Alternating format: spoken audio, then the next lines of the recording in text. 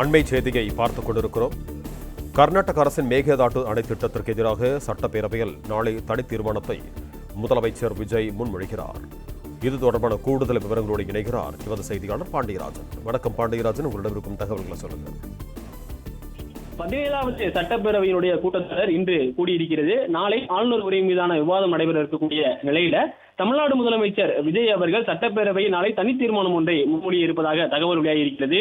கர்நாடக அரசினுடைய அந்த மேகதாது அணை கட்டுவது தொடர்பாக மத்திய அரசிற்கு அந்த அணையை கட்டுவதற்கு அனுமதி வழங்கக்கூடாது என்கின்ற வகையிலே தீர்மானம் நிறைவேற்றப் போவதாக ஒரு தகவல் என்பது வெளியாகியிருக்கிறது.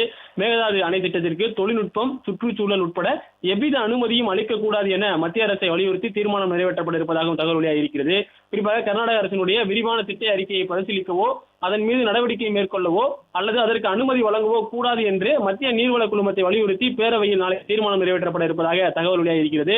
குறிப்பாக பல்வேறு உழவர் அமைப்புகள் மற்றும் தமிழகத்தில் இருக்கக்கூடிய விவசாயிகள் தொடர்ச்சியாக சட்டப்பேரவையில் தீர்மானம் நிறைவேற்ற வேண்டும், மேகதாது அணைக்கட்டு தொடர்பாக தனி தீர்மானம் நிறைவேற்றி மத்திய நீர்வளத்துறை மற்றும் மத்திய அரசை வலியுறுத்தி பேரவையில் தீர்மானம் நிறைவேற்றினால் மட்டுமே மேகதாது அணை கட்டுவதை தவிர்க்க முடியும் என்கின்ற வகையிலே பல்வேறு கோரிக்கைகளை முன்வைத்தனர்.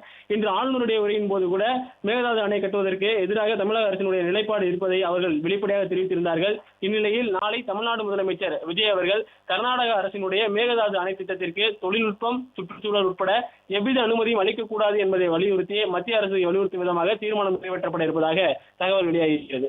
பிளே ஸ்டோர் மற்றும் ஆப் ஸ்டோரில் இருந்து பாலிமர் செயலியை QR கோடு மூலம் பதிவிறக்கம் செய்யுங்கள். செய்திகளை உடனுக்குடன் பெறுங்கள்.